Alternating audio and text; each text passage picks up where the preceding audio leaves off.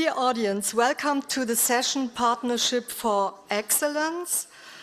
My name is Andrea Mohoric. I'm from BIBB, the Federal Institute of VET in Germany, from Bonn. Our main objective is to make VET an excellent choice. Our bases are two distinguished networks in our partnership and collaboration. ETF Network for Excellence, an international network of centers of vocational excellence. This will be introduced today from ETF. And the UNESCO-UNEVOC network, Centers Network, which is a global network for institutions specialized in TVET. It intends an environment for exchange, cooperation, mutual assistance, with quality development through peer learning and a global TVET award. We have UNEVOC centers with us later. When we talk about VET excellence, the following three issues are important for a common development towards a global TVET agenda. Common global understanding, global quality criteria, common relevant policy strategies.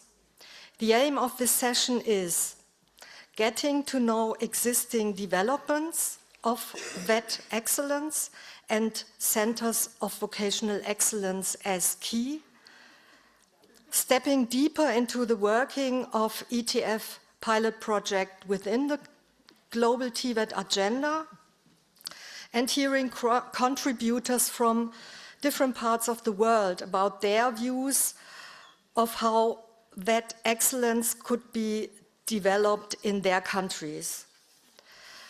The first part of this session is about ETF's general introduction and work on vocational excellence, the ETF contribution to the global TVET agenda, introducing the different deliverables of ETF or ETF will work on. I'd like to welcome from ETF Georgios Zisimos, Head of Unit, and Jolien van Uden, Senior Human Capital Development Expert and Coordinator for Vocational Excellence. Please, the floor is yours.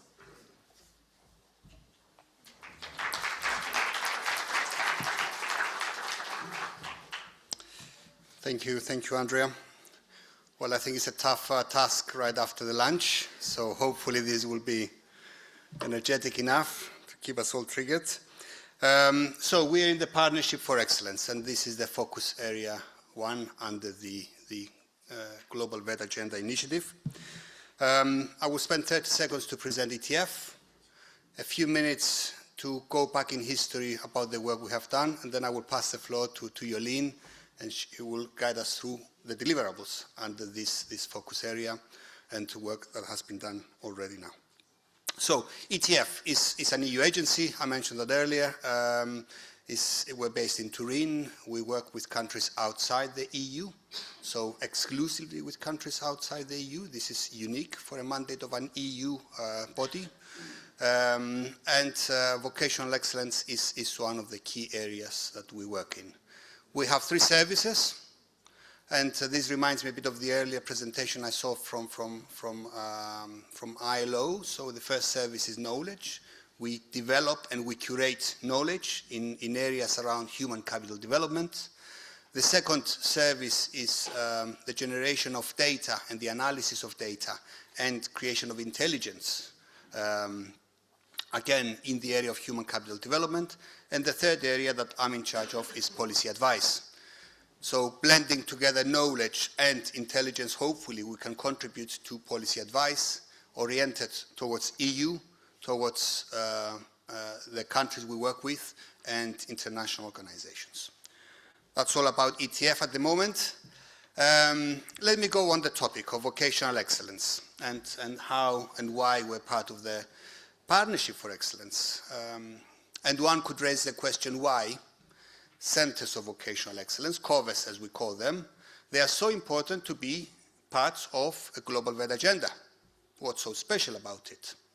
And what is the link between a center of vocational excellence and vocational excellence as a process of improving the TVET system? And these are two different things.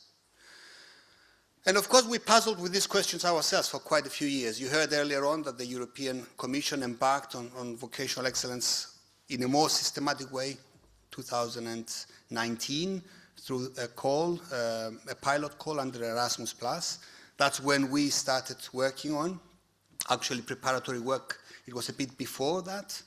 And it was about trying to understand what Andrea said, to develop a common understanding of what is a CoVE. What is a Center of Vocational Excellence? And it's a tough job, I have to say. It's a tough job to come to a definition, a common definition. So we decided, and that was done with the European Commission, to, in a way, bypass a bit the task of identifying a common definition, but identifying common characteristics of a Center of Vocational Excellence. So the European Commission back then looked into member states, and they have done a mapping exercise of characteristics that a center of excellence, things that a center of excellence would do, and we have done a similar exercise, mapping exercise for countries outside the EU. And the result of that exercise are the 23 characteristics that you find today in Erasmus+ call for CoVEs. So one characteristic, just to give understanding, is cooperation of a vet school with business. That is a key characteristic. So if you want to call yourself a center of vocational excellence, obviously you need to have that cooperation with businesses. You know? Sound infrastructure, updated curricula, well-trained teachers, and so on. 23 characteristics. If you look at the extreme, you would look at applied research. That centers of excellence do applied research, which is not the case for many. But if you take a view of those, you are considered as a center of vocational excellence, or aspiring to become, to grow as a center of vocational excellence. And that's let's say, the working definition we use until today. And that's how we started our own network. It's called ENE, ETF Network for Excellence, back in 2019. Officially launched 2020, has quite a few hundred members today from more than 40 countries all around the world. So let me give you a few examples. A few weeks ago, the president of Finland, Alexander Stubb, he signed a contract of 6 billion. Anybody from Finland here? Yes. So here we go. So I'll be careful on that. 6 billion contract for the development of 4 icebreakers. 4 ships, icebreakers. But they're among the most costly, how shall I describe them, ships in the world nowadays. And Finland is one of the very few countries that has the specialization to build such icebreakers, together with a few other countries. I think Canada is the other one. So they are now developing the logic of centers of excellence specialized in icebreakers in order to support that unique knowledge that Finland has. Think of a center of excellence in that respect. If you look at Canada now on the other side, and you look at what they call the technology transfer system or school, I think it's called. Anybody from Canada here? Okay, correct me if I'm wrong again. So they're developing these technology transfer centers, which is a combination of a school and an innovation center that develops applied research, mainly targeting small and medium enterprises. So a guitar sort of factory in Canada that has less than 10 sort of employees, they cannot afford their own applied research, but they have fundamental questions in constructing, in doing their job, they go to these centers to do them. These are centers of excellence. Likewise, I could mention in the European Union Cometa in Milano area that is doing impressive work on inclusion. This is a center of excellence. I will not ask who are Italians here. I think quite a few. I can mention Technica, the work that they do in advanced manufacturing in the Basque Country in Spain. I can mention Catapult, an excellent case of a CoVE working on public-private partnerships, and many others. Let me mention Bizarre from Tunisia. Let me mention ACIT from Morocco. Let me mention a CoVE in Turkey. I don't remember the name now, but I was impressed with the work they do on hot air balloons, for example. One, again, a very unique specialization in Cappadocia in Turkey. So these are centers of vocational excellence. And the work we do through the network is, of course, to build this, to bring this knowledge together, to look at the policies that allow these centers to grow, connect them together to partnerships, and create common tools. You will hear all about that from Jolien. So Jolien, the floor is yours.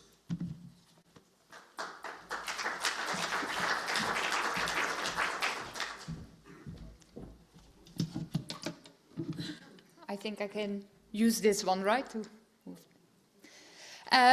So good afternoon, everyone. It will be a pleasure to share with you the deliverables we will be working on as ETF in our contribution to the initiative towards a global TVET agenda. And here you just see a slide. You see the logo of the ETF Network for Excellence, Georgios introduced. And also one of the initiatives where we have been working on is the EU-funded Internationalizing Vocational Excellence. And so there we also developed many tools that can support CoVEs to develop themselves. And tomorrow during our session we will introduce some of these tools. So focusing more on our previous work, but today I will explain to you what we will be doing as part of a partnership for excellence. So we already heard the different objectives we are working at. Andrea introduced them, also Georgios mentioned them. We are developing, or we are aiming to develop, a global understanding of vocational excellence. And we have a starting point, the EU concept of vocational excellence. So the characteristics also defined in the Erasmus Plus call for centers of vocational excellence. And we use this as a basis to facilitate the discussion and also to start our work. We would like to create an evidence base on what vocational excellence is, how it is perceived, and to focus on specific concepts or areas of vocational excellence. Georgios already gave some different examples, like we always see as essential part the partnership collaboration between education and industry, but we also see aspects as applied research, contributing to innovation, etc. And then as last objective, we also would like to foster collaboration and partnerships, to share experiences, to get to know others working on vocational excellence. And here we want to create partnerships between different VET providers, industry, enterprise, other actors, like even like research institutes, for example, if we speak also about applied research. So to look at these different partnerships and to look how we can foster these partnerships. One of the deliverables we will be working on also is part of creating the evidence base, and one of the deliverables we have started right now is a landscape mapping of CoVEs. And here I use the map we use in ETF, so the colored countries are the 28 partner countries we are working with. But that doesn't mean that we limit ourselves to these countries. We would like to create country profiles from the EU, from our ETF partner countries, but also beyond, to get an idea of how centers of vocational excellence look like in different countries. So we would like to look at what kind of definition of a CoVE is used. For example, also what kind of name is used, because we speak about centers of vocational excellence, but in different country contexts, different names can be used. For example, in France, we have the Campus des Métiers et des Qualifications. In Morocco, City des Métiers et des Compétences. In North Macedonia, they have regional VET centers, but they all resemble, in a way, a center of vocational excellence. We would like to look in these country profiles what kind of policies are in place, what is mentioned about centers of vocational excellence at policy level. Are there certain policies that support the development of CoVEs? Are CoVEs there for all sectors, or are they aiming at specific priority sectors? What tasks do centers of vocational excellence have, for example, in comparison to other vocational education and or training providers. And that way we are aiming now to start with around 20 country profiles to really see, okay, what is resembled in policy? Also, if we compare it to the EU concept we have for centers of vocational excellence, are certain aspects more often emphasized? Are there maybe aspects we haven't thought about? So that way we would like to start with these 20 country profiles. We will also do three studies as part of the contract, and we start with one, and that's on production units. We mentioned like this essential part of partnership between education and industries, and we are here in Germany where there is a very strong dual system, but we know that it's not the case in all countries. Sometimes it's difficult to find enough placements for students in enterprises to practice the skills. So one of the solutions could be production units. I think we all can know examples of production units. A very well-known example is, for example, a restaurant run by students or a hotel. But there are also examples of students delivering ICT services to small and medium enterprises, for example. So the first study, we will look at these production units and look at how are they conceptualized in different countries, what policy frameworks are supporting production units, what structures do they have, what kind of quality standards are there, how are they financed, and also, of course, what are the challenges when you work with these production units. We will do another study, but we will define the topic later on. And what we will also work on is an analysis of data we have on centers of vocational excellence. And as part of the EU-funded Internationalizing Vocational Excellence initiative, we have developed ISAT-CoV, the international self-assessment tool for centers of vocational excellence. And this tool provides also data on what centers of vocational excellence find important, where they score well, if we look at the characteristics defined within the EU concept of centers of vocational excellence. Another thing also to work on the global understanding of what vocational excellence is, what centers of vocational excellence are, we are working on a compendium. And with the compendium we are also aiming at policymakers, and we would like to provide existing resources like guides and toolkits, strategies, strategic plans, examples of policy standards in different countries. And we are aiming to make this compendium challenge-based. And we are for sure not able to address all challenges, but we will start with a couple of challenges. And also later on we will ask your advice here as well. And one of the other deliverables we are starting with is shaping a policy platform on vocational excellence.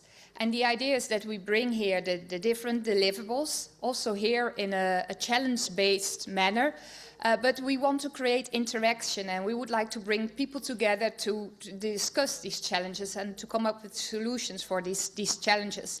And we are still shaping this idea, so one of my questions to you would also be, what would make this policy platform interesting for you to go to look at, and hopefully also to participate? One of the ideas we have is that someone can bring a policy challenge where you would like to get feedback or suggestions for peer, and we will also help to connect you with peers from other countries who can help you with the challenge. I will give an example of some of these policy challenges. We have been working on a list, and we know we are not able to address all at this stage, but here are some examples. When you are thinking about establishing CoVEs or further developing CoVEs, you might think as how can we also really use CoVEs to contribute to other strategies you might have in the country, like a strategy for the green transition or a strategy for the digital transition. But it could also be other topics, like maybe there's a strategy on innovation. How can we link CoVEs to that? This morning we also heard about the union of skills and the competitiveness. How can CoVEs contribute to keep competitive, to become competitive? Another example is, for example, how much autonomy should be granted to centers of vocational excellence. There are countries in the world where VET providers have a lot of autonomy. There are also countries where the system is very much centralized. And that could sometimes be difficult for a CoVE to develop because there needs to be space to contribute to the skills ecosystem, to work together with industry. And so a question can be how much autonomy is needed to implement the concept of a CoVE that is relevant for the specific context in the specific country. So these are the deliverables we are starting with, and so I close the first part of this session, and I would like to invite Andrea to introduce the second part.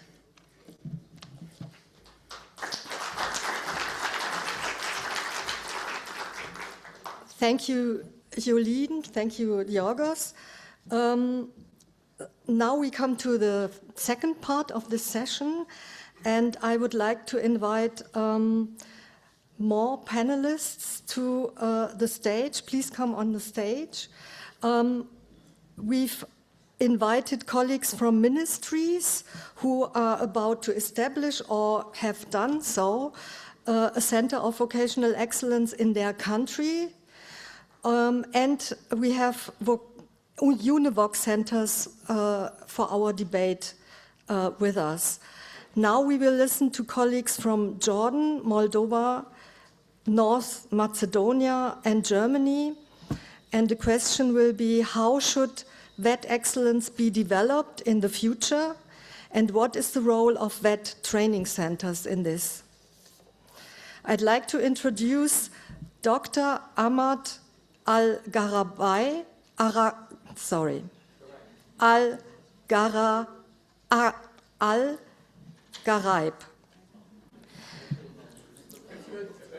Please come to the stage. He's Director General, Vocational Training Cooperation from Jordan, which is also a UNEVOC center. I invite Mr. Nicolae Porubin, Senior Consultant within the VET Directorate of the Ministry of Education and Research of Moldova. Hello. Mr. Ralf Georg Hellrich, CEO, Chamber of Skilled Crafts in Koblenz from Germany, which is also a UNEVOC center. And Mr. Goran Spasovsky, DG VET, Department of International Cooperation at Center of Development of Vocational Education and Training from North Macedonia. Welcome. And now Jolien will take the moderation of the panel. Thank you, Andrea, also for introducing the panelists. I also have a question, and I think we can also switch to the Mentimeter for the audience, because you saw in my presentation that both the compendium and the policy platform are challenge-based. So I would like to invite you to share challenges you think we should address in the compendium at the policy platform. And of course, you don't have the space to write like a whole sentence like I did in my example, but if we look at my example, you could write autonomy or green transition or digital transition. So mention the topics in your replies. And I would also ask a similar question to the panelists. And I think here it's very interesting that we have countries with different experiences working on establishing centers of vocational excellence. And so it would be really interesting also to hear from your perspective, like what you've been doing, what is the future, and what are the future policy challenges we should address as part of Partnership for Excellence. I would like to start with Jordan. You are the Director General of the Vocational Training Corporation, and as part of the VTC, you are working on also conceptualizing what a Center of Vocational Excellence is in the Jordanian context. And as part of this process, already 8 centers have also implemented ISAT-CoV, the International Self-Assessment Tool, and received the Committed to Excellence certificate, which shows that these centers are committed to work on vocational excellence and to further improve as a Center of Vocational Excellence. So if you look at the process so far, how do you see the future of CoVEs in Jordan, and what kind of challenge should we address? And I have one challenge also for all the participants, is to keep your reply to 3 minutes. Okay, thank you. Thank you, Uden. First of all, ladies and gentlemen, thank you so much for this great conference, and also this great session that related to the policy challenges. In Jordan, we start, before 2 years, a new strategic direction for Vocational Training Corporation in Jordan. Jordan, a lovely small country with 63% of our population under 30 years old. So most of them, they are very young, very well educated, male and female, but unfortunately there is no job opportunity inside Jordan. So our people, they have to go outside Jordan to find a job opportunity. So this was the beginning of starting a concept of Center of Excellence within our Vocational Training Institute. We adopt a mandatory course and policy that for those 8 Center of Excellence that already joined the ETF network, which started with mandatory soft skills, we call the professional skills that eligible our graduate student to the labor market. Either it's a local labor market, regional and international. So we start with the soft skills, which is the most skills required to be eligible for the labor market, like communication skills. I think Georgios also mentioned at the beginning, or Dr. Burhan mentioned also the critical thinking, problem solving, which is very important. And the communication verbally, writing, even active listening. Also the negotiation skills. And this is the first. And if we are looking to outside Jordan, language was one of the mandatory skills. If we are looking to heading the, let's say, Germany labor market, and we have already implemented project with Koblenz with my Ralf colleague, it's Germany language. If we are heading to Italy local labor market, so we have an Italy language within our center. The second pillar, or the second mandatory policy that related to the digital literacy, all students, should be eligible to the new technology, to advanced digital skills, familiar with AI tools used within their profession. And the third pillar was the technical skills. It comes in the third level. The policy, the technical skill should be built based on best practices, and we're adopting most of our VTI, the dual system, which is a Germany curriculum. And the fourth pillar was the future career for this graduate student, which we're looking here in leadership skills, emotional intelligence, curiosity, and advanced digital skills that make them available and also eligible for the international labor market. On the other hand, we have for sure a policy challenge, especially in decentralized. I call it decentralized policy, because one of the challenge now and to implement the excellence standard within our Vocational Training Institute, they don't have each VTI an independent financial model for production units, for example. Some of the VTI, they have great work in carpentry and solar energy, AC maintenance and other systems that they can do it as a productive units, and they can have an income or a revenue generated model. But unfortunately, the policy is still like it's a centralized financial budget or centralized, let's say, private-public partnership. They don't have their own grant, their own fund, their own relationship and agreements with the private sector. Either it's a private sector in Jordan or outside Jordan. The other challenge is the approach of curriculum development, which I call it customer-centric approach. Still, if they are looking to develop any curriculum, either it's an academic or vocational in Jordan, they bring the subject matter expert from the public sector, from the private sector, and they start like doing brainstorming session to develop this curriculum, and they don't invite the customer, which, you know, the Generation Z right now, it's a crucial part to be part of developing this curriculum, the local community, all stakeholders, like a customer-centric approach. And the third one is like the digital literacy policy that to ensure and commitment like from all staff, trainer, and also other employer within the vocational excellence, Center of Vocational Excellence, to have like a data registered for learning management system, customer relationship management, or case management system, in order to have enriched the system with the data that they can use in the future for the future skills required for the availability of jobs inside or outside Jordan. And the last one is like, I call it the green vocational policy, to adopt like the standards of green jobs, green economy, and green skills, and also on the other hand, that to know what are required for this green environment for the future.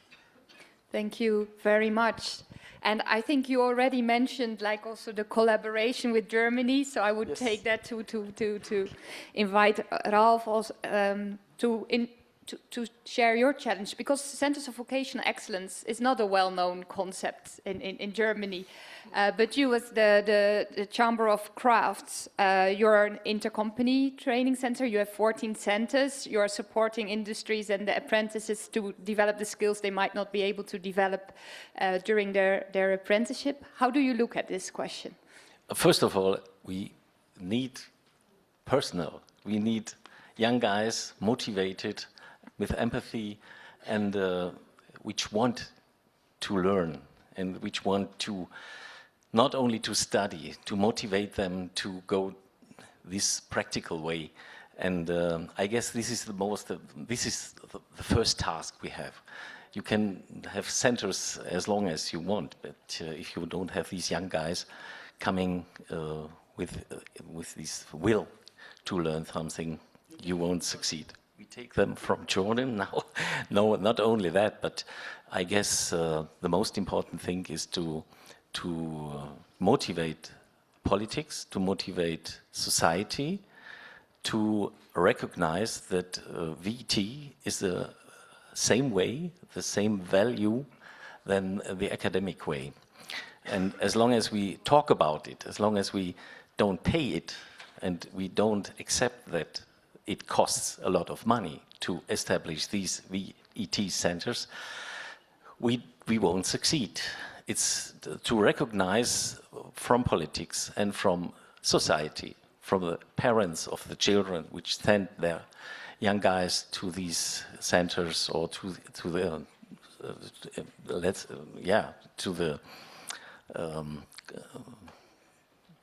public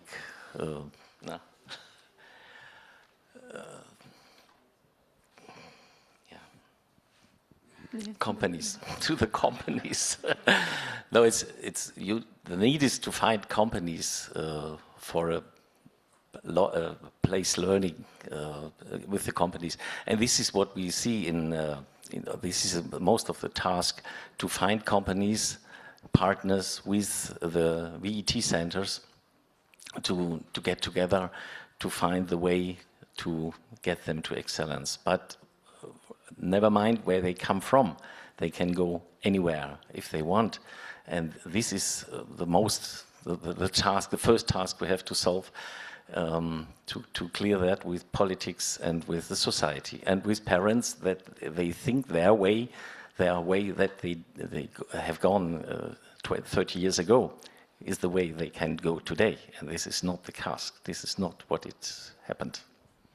Thank you. So also touching upon really the attractiveness of VET, and like what we heard this morning, it shouldn't be a second choice, but a first choice. Yeah. I think I will move to Moldova, because you have been working on CoVEs already since 2015, so you are celebrating a 10 years anniversary of Centers of Vocational Excellence, and you have been investing a lot, and based on these experiences, how do you look at this question? Good afternoon. It's a pleasure to be here at this very fruitful event, Global TVET Forum. It's a pleasure for me to get a lot of experience for this, a lot of beautiful people, and to share of each other good practices and good experience. Before talking about the Center of Excellences, it's important to have an idea how is looking the vocational system in the Republic of Moldova. And after that, to discussing about this very great idea from 2015. So in Moldova, we have 81 VET institutions. From there, 32 are professional schools at the third level of the international standard of classification of education, and 49 post-secondary VET institutions. It's colleges and Center of Excellences, and they are providing the level 4 and 5 according to the international standards of classification of education. So the Center of Excellences was established in 2015, 2016. So we have already 10 years experiences in this area. And first of all the institutions have some very important things to do. Firstly, they must to conduct trainings according to the program accredited in the special area. After that, they must develop relationship between the economic environment and also career guidance and promoting the vocational trainings. For the, especially for the Center of Excellences, here we have a specific activities. It's mean didactic, methodological, curriculum assurance for the system, vocational system. Is depending, of course, of they are specialized. Also, they must to have a coordinating and guidance for the schools and colleges affiliated. They must to also to assess the knowledge is obtained in the formal, not informal, and informal environments, and this is, of course, I forget about the trainings, specific trainings for the teachers and managers, and this make this type of institution very different. Center of Excellence must to be, in our opinion, because they was created not in an empty space. They was created from the colleges and from the professional schools, but who was the best and can to be at this position. In our opinion, and maybe this can to be a challenge, we want to develop, we want the Center of Excellence to become like a center of develop dual education and to have a good position and good examples for the schools affiliated, of course. And also we want to consolidate what's mentioned before, because 10 years is not too much experience, and we want to have best results in this way. Thank you. Thank you, and we are also happy to include Moldova in one of the country profiles. least but not last, North Macedonia, yes, the Ministry of Education and Research, you have also been developing regional VET centers. You are also now in the process to supporting them to take up the roles. How would you answer the question? Thank you, dear colleagues, dear friends. Our journey, our story started before 8 years. We had a situation where most of the students enrolled in gymnasiums, around 70% of them, and we started thinking, how can we change the situation? What can we do in terms of increasing the attractiveness of vocational education and training? In this regard, we started intensive cooperation and collaboration with ETF to find best solutions. How can we establish dual education, dual model in the country? So we start with dual model before 6 years, and same time we start establishing regional VET centers. We divide country on 8 regions, and we establish 1 regional VET center for each region. And now we have a situation where more of the students, more than 71% of the students enrolled in vocational education, and now gymnasiums are asking what we will do. We are taking our students in vocational education. This process was tough, was hard for us. We rely on support of ETF, Georgios is here. And in the parallel, we start developing qualifications, start communication with Chamber of Commerce, Chamber of Crafts, and also with companies. On the very beginning, we didn't succeed in motivation of the companies, so we start cooperation with Chamber of Commerce, and we start with at least less than 200 companies, and today we have more than 1,200 companies that are motivated to participate in this dual education system. We establish regional VET centers just to be sure that we have close communication and cooperation with the companies of the regional level, and also we start cooperation with the municipalities and the companies in terms of reaching the goals. So we have to be flexible and also to provide products, meaning best solution for the labor market. Before 3 years, we start also cooperation with BABB. Here I would like to special thanks to Christian Eberhard for BABB for expertise providing during the project implementation on developing micro-credentials. So we assume that vocational education have to provide solutions, products, and also to lead the process of cooperation among VET system and companies. And we succeed in this process. We develop micro-credentials. Now we have another project on micro-credentials that together with BABB we will continue on these activities. Challenges, however, each country have its own challenges in this regard. We have also our. Now we're in the process of providing equipment and technology for all regional VET centers. But we know that technology in this fast-changing world can be older in 5, maybe 10 years. So we have to think about funds.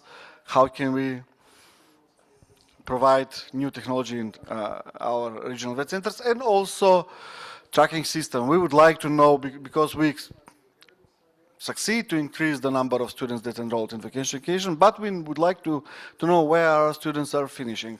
Are they going in the labor market, in the companies, or they are continuing their education in higher education universities?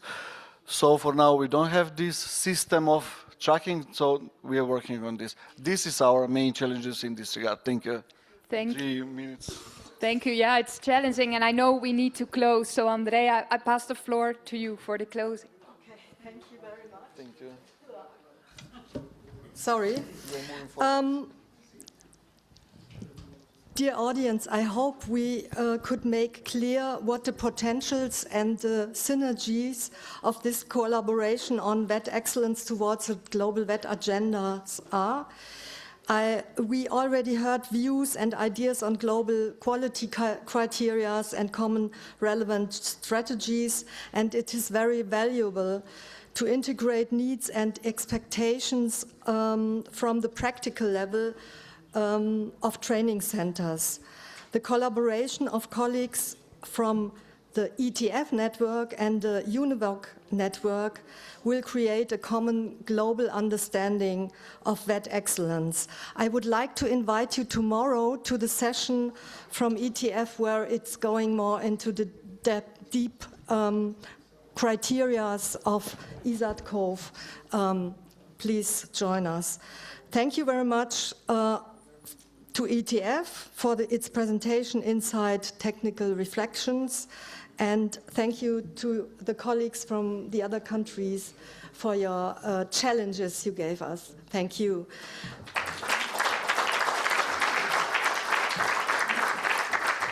For the next session, Michael Schwarz will take over.